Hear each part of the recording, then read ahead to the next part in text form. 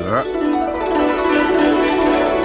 日常生活或旅游途中出现打嗝，可用拍打拉筋来处理，简单有效。拍打部位：手心大鱼际，手背合谷。拍打方法：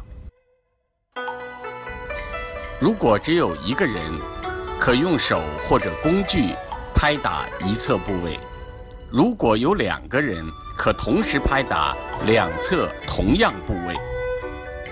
拍打力度视情况而定，由轻到重拍打。拍打时间：一个部位10到20分钟。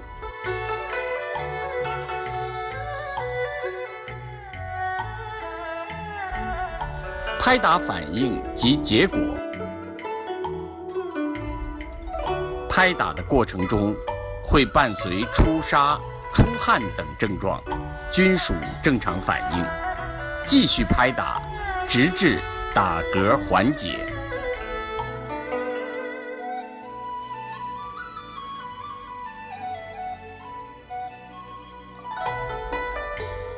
注意事项：拍打拉筋时应避风寒，拍打拉筋后加强保暖。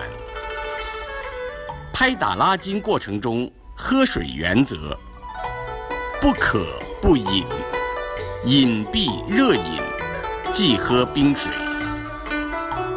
建议拍打至少2个小时后洗澡，切忌用冰水洗。